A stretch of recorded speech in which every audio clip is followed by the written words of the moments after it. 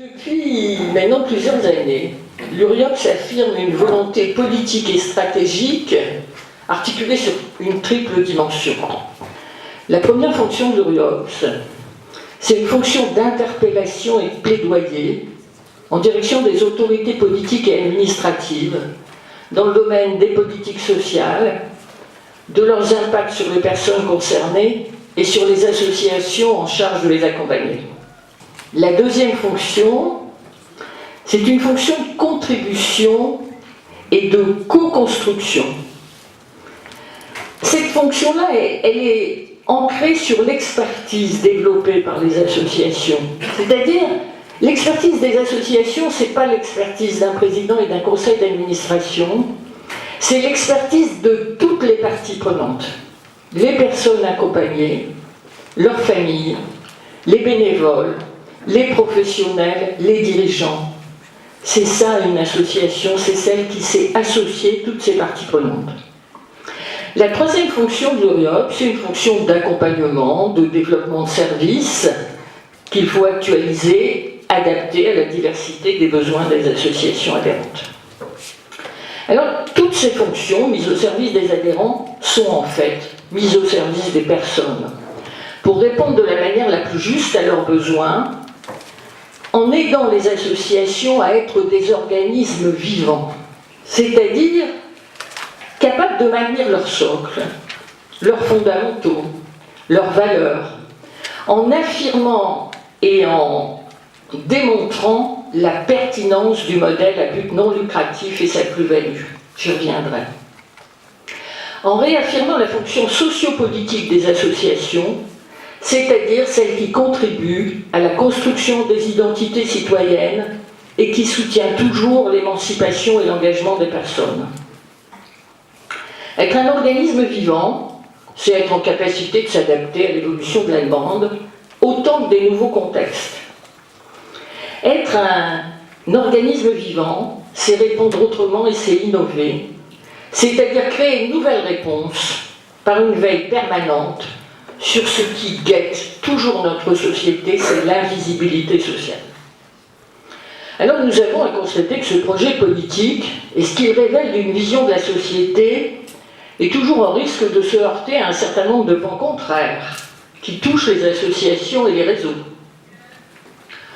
Au plan des politiques nationales, la tentation de faire impasse sur les corps intermédiaires dans le débat démocratique et donc le risque d'une relégation du monde associatif à l'appartenance au vieux monde, celle qui n'utilise pas trop d'anglicisme par exemple, est un vrai risque. Un des vents contraires, c'est aussi cette volonté politique qui pense les politiques de santé et d'action sociale en les répartissant en deux secteurs, le secteur public et le secteur marchand, avec un alignement qui négligerait ce secteur tiers qu'est le secteur associatif, avec ses conséquences notoires, notamment sur la question de la tarification. Les vents contraires, c'est le contexte économique difficile qui impacte lourdement le fonctionnement des associations et qui crée une insécurité toujours au risque du repli, c'est-à-dire de notre capacité à nous rassembler pour faire front. Les vents contraires, ce sont les restrictions réelles de moyens. Alors, naviguer avec des vents contraires, ça s'apprend. Ça exige d'abord de définir et d'affirmer un cap, une direction, de construire une route, de la tenir et de savoir l'ajuster. Le cap, c'est combattre toutes les formes d'exclusion, mais c'est lutter pour une société inclusive, c'est continuer de s'indigner de la réalité sociale dans notre territoire, la santé, la pauvreté, l'emploi. C'est s'employer à sa prise en compte en même temps que de construire une vigilance permanente sur la qualité de vie et la place des personnes. Construire notre route, c'est faire un choix. C'est faire le choix de contribuer à la création d'une société inclusive, c'est d'ailleurs le thème de notre conférence de ce soir, soucieuse d'apporter à chacun des réponses justes. Construire notre route, c'est renforcer le travail en interréseau, pour y tenir des positions, renforcer nos contributions. C'est contribuer avec exigence à la construction des orientations en matière de santé, le PRS, le Programme régional de santé, la CRSA. C'est contribuer aux schémas départementaux et c'est surtout veiller sur leur mise en œuvre. Tenir notre direction, c'est développer de manière concertée des projets nouveaux. Nous n'en manquons pas. Nouveaux ou un peu plus anciens. On pourrait en citer, ils reviendront dans le rapport d'activité, la vérité à partage et la fabrique à projet. C'est construire en concertation des réponses aux questions qui nous sont posées. Le projet Medicop sur la question des personnels de remplacement et de la perte des contrats aidés est un exemple majeur. Tenir notre direction, c'est mobiliser toutes les forces de notre union, en sachant nous rassembler, la journée des mandataires, la charte des mandataires, etc.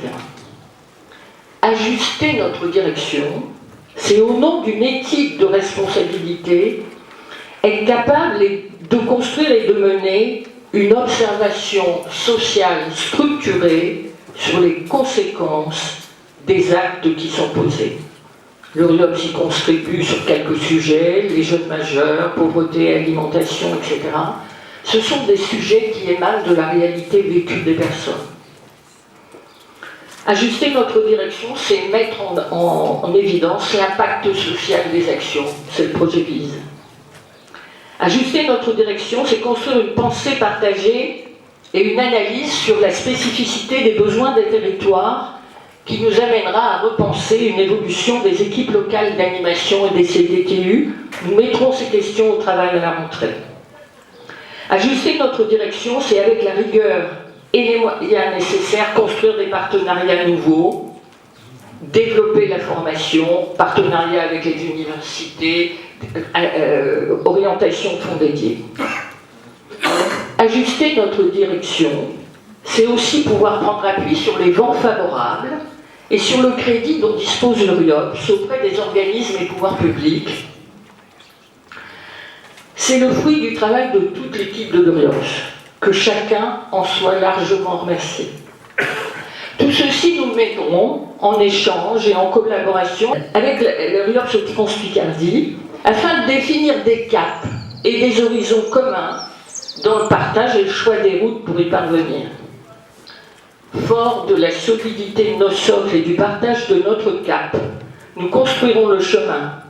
Je sais que chacun y aspire et je vous remercie de votre engagement et de votre fidélité à l'RIOPS.